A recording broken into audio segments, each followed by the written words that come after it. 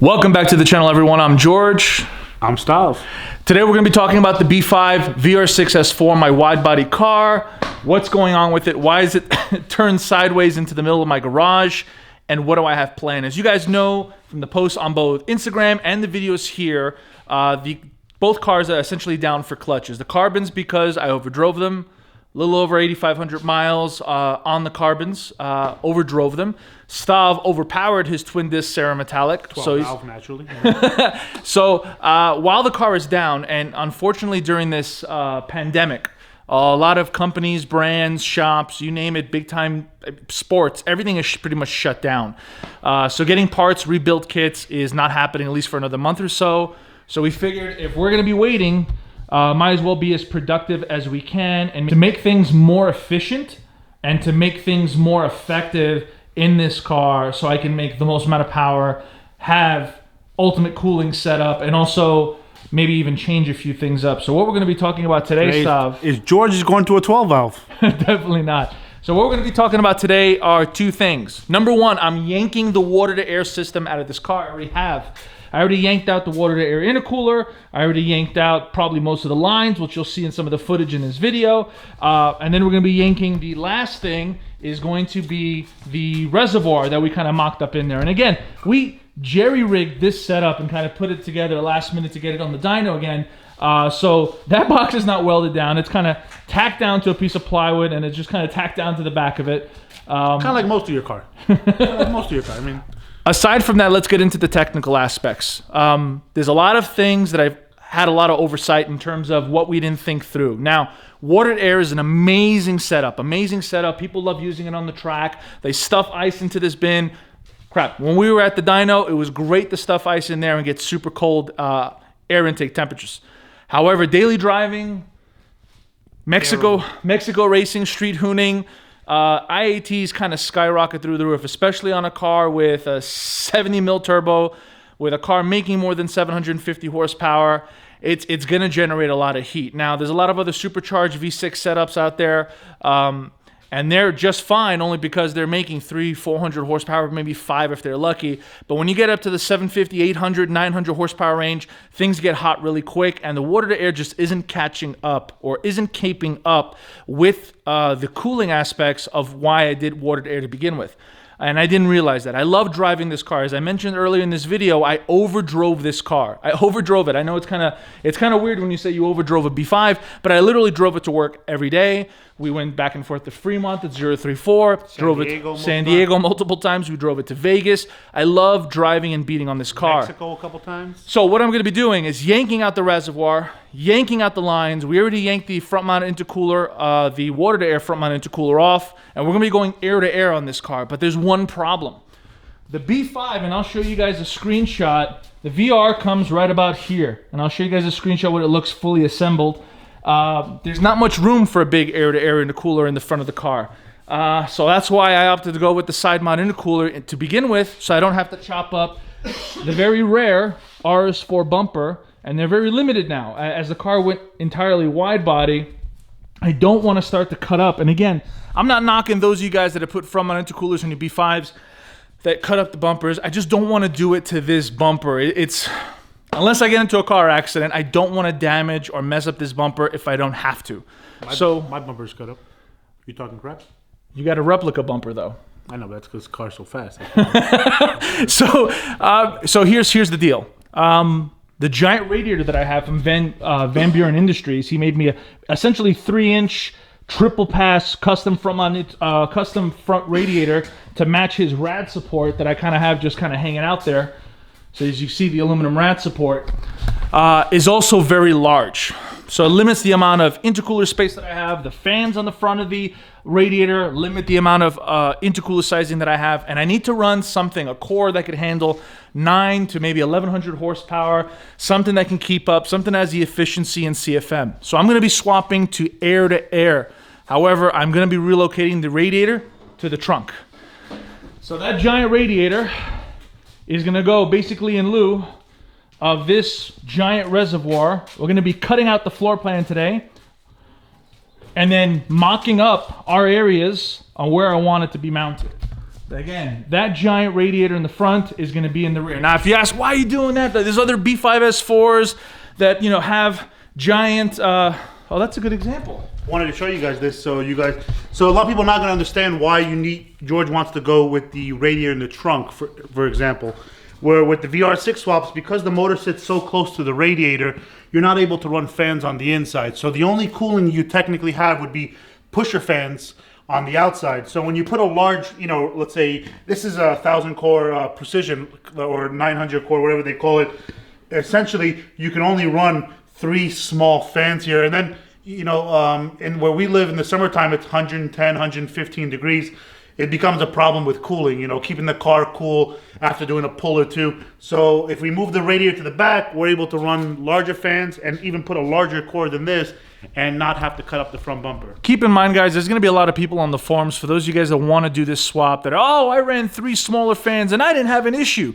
Well, reality is those guys put 50 miles on their car for the year in the winter and the winter time, and it was 30 degrees outside, and that's why they never had a problem with overheating. With having ambient temperatures like Stav mentioned of 110, 115 degrees and driving these cars all the time. I mean, I don't think there's other VR6 swap people that have put the miles in their cars as us.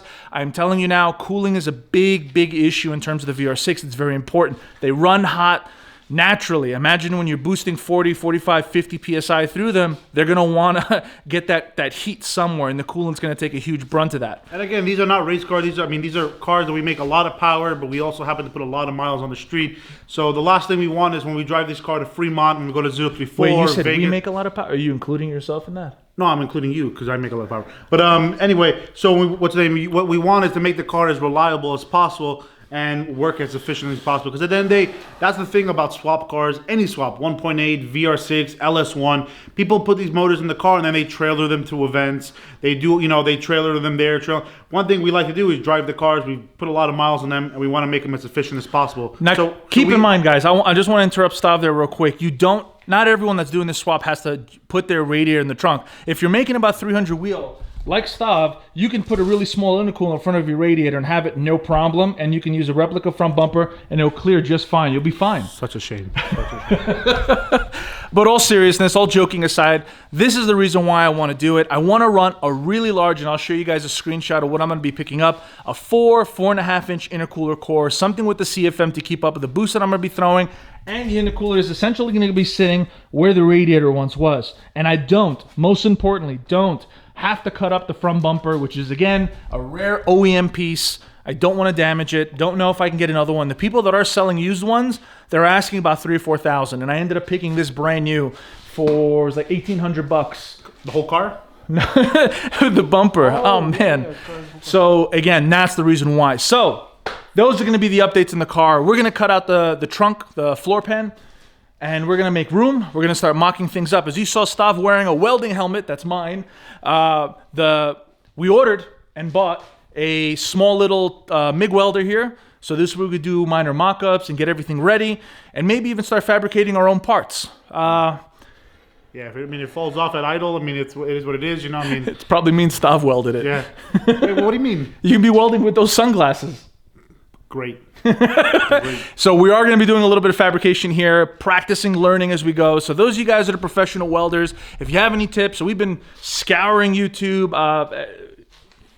Fun fact, I'm a certified stick welder, but stick welder doesn't get you as far as anything in the car. About the stick welding certification that still I don't even see a picture of. It doesn't even get you as far, but if you guys want, you can check that out. But I need to learn how to do MIG, need to learn how to do TIG. So we're going to start off with MIG. It'll allow us to do a lot of mock-up, make our own brackets, mounts, whatever we need for the cars, aside from relying on other people. And I think it was something that we should have done probably a long time ago. So we're going to be doing that here on the channel and hopefully bringing you guys a lot more content. Anyway, without further ado, guys, let's get to cutting. Let's start tearing out the floor. Let's get this water-to-air system out of the car. And let's even see if this radiator fits. It's giant, it's triple pass, it's 3-inch, and hopefully it'll fit between the frame rails in the back of the car. I'd like to retain it, I'd like to use it. It's a custom piece, but if not, we may have to go with a smaller radiator. I'm hoping it doesn't. What do you think? You think it's gonna fit? We can cut up the rest of the car. All right, guys, let's get to work.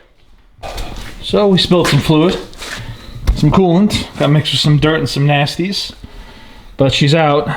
The not the guy that owned the car before me, the one that originally made this car a wide body a long time ago, was really big. I mean, it was kind of dated for what the car was in early 2000s. A lot of people were into, maybe they're still into this, especially in these smaller cars, like 19, 20-inch wheels, big sound woofer systems. And I'm not saying that's wrong, I'm not knocking anything, but while I'm bringing that up, is it's lined with Dynamat pretty much everywhere, that I don't know if we're gonna have to peel up or if we're cutting this fucker out. So, what's the plan, Stav? What are we cutting? What do you think? We're cutting this tub? So we're gonna cut the tub first, and what's the measurement? Let's get a measurement on that tub to tub on the inside. Let's get that, and then let's measure the radiator. Pretty sure I have a. Well, the radiator's not gonna be bigger than that. No, you don't think so? The radiator's gonna be bigger than that. It's gonna be mounted from the bottom. Grab it. Well, it's still gonna stick kind of halfway up here. No. Once we cut the tub out, it'll come up to like here, and then we'll have to build a floor pan for it. Let's get the measurements. What do we got across? Well, it's hard for me to see with these sunglasses, but... Oh, you admit it, you can't see with those sunglasses. Well, I don't mind not being able to see when I'm making cuts. 26 inches. Shit. And then what is the radiator? Is it 30? It's pretty long. 29 and a half. And what is that, 26? 26. So I wonder how much frame space there is that we can make up for cutting on the side. We'll have to remove the battery box and then cut around.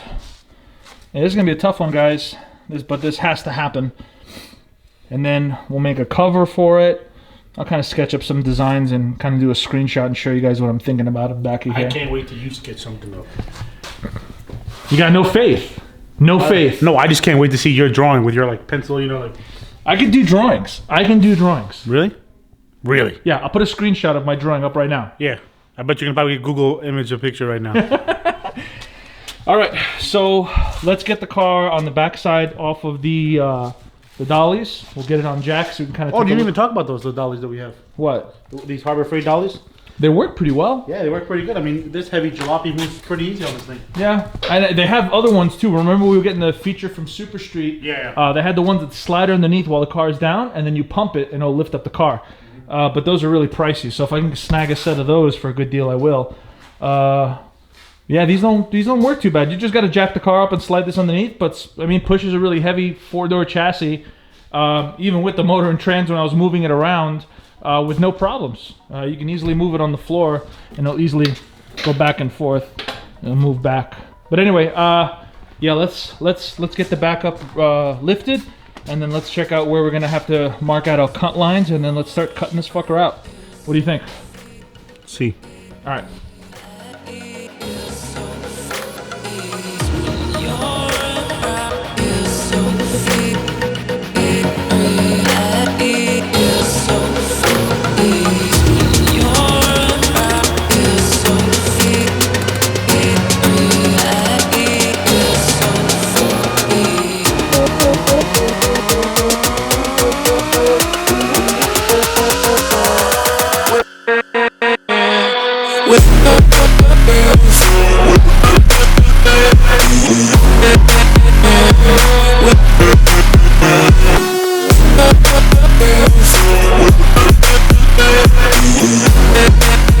So we're back with your wide body. It looks like we may have voided the warranty here.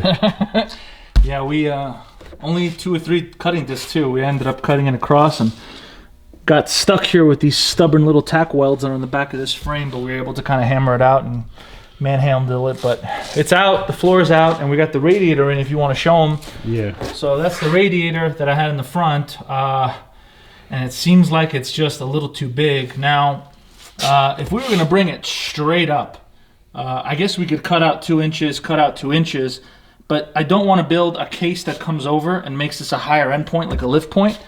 So I think we're going to have to sell this stuff and then... Sell the wide body?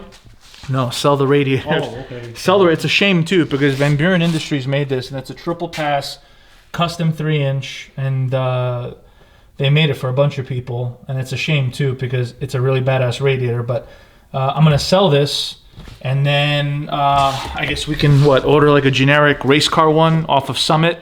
Yeah, I'm sure Summit, if we look up the measurements, we'll find a generic size for us. You know, let's let me show them something here. Oh, this is the spare tire wheel that we cut out here. So George won't be able to carry any spare tires in his car? So imagine if this was the radiator. My vision was to have something, let's pull this, not over there. Let's keep that over there. Down. Okay. So you were looking to have a plywood radiator? Definitely not. So my idea was to have a radiator that would fit in between these frames, but on the bottom at kind of like an angle. So it'd be no lower, if you guys want to go on the inside, no lower than the actual lip of the rear bumper, and on an angle with one fan on it, so it's still able to get some flow as air's coming up. And then we'll build a plate that goes over this once we clean this area up and get rid of all this Dynamat garbage, which looks like it's going to be a pain to lift. But that was my vision, my idea. And then have one fan there, and then maybe even shroud it too. Yeah, so George, you actually did a pretty good cut here, man. You know, if anybody needs any cutting of their floor pans out, I will send George at a very cheap discount. That's actually a compliment. Note that. That's it's 2020. That's your compliment for the year. 2020. It's a compliment from Stav. But all joking aside, I'm not gonna lie though. I'm very happy to take part in cutting up a wide body silver car. So I'm kind of bummed that I can't retain this really badass radiator. I wish it was smaller, but this is my plan. This is what I want. So rear-mounted radiator setup, one fan, and then go air-to-air in the front with a giant air-to-air intake manifold, intercooler. I'm sorry, yeah, intercooler. So we're probably gonna go with like a 4.5-inch, intercooler up front that's capable of holding like a couple thousand CFM. Yeah, 24, was it 23 the one we were looking at? 2300 CFM. Yeah, I'm gonna need something that's higher flow and it'll just be more consistent across the board. Now mind you, again, there's obvious benefits to water to air. You can throw ice in it. A lot of guys do it for racetracks, but I drive this car a lot on the street. I like dailying it. I like having fun with this car, and it gets up to 110 ambient here, so the water to air just doesn't keep up. So air to air is what I have on the RS3. You have it on the 12 valve. We've had air to air for over a decade, now that we've been kind of messing around with the B5. So should be good, and it should be a step forward. And it'll also lighten the car up. So we just got rid of the, if you look at it, Stav, you want to show them, 7-gallon reservoir. It's one on the larger side. Yeah, George put this giant 7-gallon reservoir in the back, which is an extra, 7 times 8, 56 pounds with all the water inside of it. So 56 plus the lines. And then you think about how heavy the water-to-air intercooler is, probably another 50, 60 pounds when it's filled. So we're saving over 100 pounds here, even though I'm a fat Greek dude. I should probably lose some weight to lower the weight in the car. That's your excuse for when you're going to lose to me? Oh, okay. Okay. So we're kind of not stuck, but here, I'll grab the camera real quick. Now we're going to have to we just took measurements, so it looks like we're going to be doing something 24 by 18, and it's going to be on an angle. We got the welder coming in Tuesday or Wednesday, right? Yeah, the welder, you're correct. So we'll be able to tack weld some mounts and stuff and kind of mock it up where we want it. And maybe if we clean it up, maybe even weld ourselves some custom brackets if we don't mess things up. So watch out for a silver B5 with a radiator that's flying out of the bottom of the car. If you see that happen, it's something that probably Stav will weld. Probably. So we're going to continue on. We did a nice clean cut all the way around, but what I'm going to do is use the change out the disc and just grind the edges all the way across to kind of smoothen everything out. And if you noticed, this used to be an East Coast car, so I got a good amount of rust pretty much on all the components on the bottom. So we're going to take this opportunity to do some things. I'm going to get this car on jack stands even higher. We're going to yank at the subframes. I'm going to have them blasted, cleaned, and then I'm going to install the 034 billet mounts, which are at the top of my shelf here. So I got a couple sets of those bad boys, and I never got a chance to put them in. So I think now's a perfect opportunity to yank the subframes, have the bottom of the car sugar blasted, kind of cleaned up. Those spare subframes, so we would have even cleaner ones that we can get sent out to get, Oh yeah, blasted. Nice. And then it should look nice. What color do you think I should do the subframes? Hibiscus. Silver? Hibiscus. Yeah, so I'll probably do the subframes in silver, and then at rusted old subframe was a sway bar. Again, a lot of suspension components. I'm probably gonna. Can we show them your sway bar? I'm kind of embarrassed. Let's see this. Do you have the light? Do you have the light? Oh yeah, don't worry. Where's the little light that we had over here? Oh, is it right here? Grab that. Yeah, Here, show 'em. Let me show you George's subframe. Sway bar. That's it knocks to let you know when the car is kind of losing traction. Another excuse. Yeah. So to give you guys some background on this wide body chassis, I ended up picking up from a client who turned into a friend. This car sat at Vast, which for those of you guys that are old school Audi heads, and if you knew Vast, it's on the East Coast, and it kind of sat there for a couple years before coming out to the West Coast. So she's seen her fair share of salted roads and snow and all that. So she's not a California car. And we're not Californians. So we're New Yorkers that are displaced. I've only been living in California for, I think, 8 years now. So since I came. So what's nice is it looked like just the removable parts, like subframes, like the frame doesn't actually have any physical rust on it. Yeah, that's the kind of cool thing about that. So we'll be able to clean up all the suspension parts and subframe, and maybe even blast the bottom of the car and clean it up. And maybe now's my opportunity, instead of waiting until next year, now that this whole craziness is going on, to start restoring the car and making sure she's able to handle the power. We're already at 750 wheel, and that's with the old fueling setup. The new fueling setup, as soon as we get new clutches in there, this car would be cracking 950, 1,000 horsepower, no problem. So hopefully, knock on whatever, so nothing blows up. But maybe it's time that I do err on the side of safety, and then maybe also do the right thing and clean up the car. So we're going to continue grinding on here. We took our measurements, and we're going to look online and see what's available for new radiators from probably Summit Racing or something. Probably from Summit or something like that. So we'll find something that fits in here. But this wraps up this episode, guys. We got the floor out. I don't know how heavy this thing is. Probably 20 pounds, not even. Yeah, pretty light.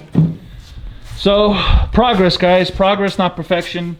You know what? I'm going to ask you guys to do us a favor. Can you guys put in the comments below, what are you guys doing during all this craziness? Are you guys starting new projects? Are you guys maybe just tinkering a little bit to try to keep yourselves busy? For those of you guys that may be stuck at home, for those of you guys that are still working, have you done anything to kind of bide your time to get your mind off of this craziness that's going on? Let us know in the comments below.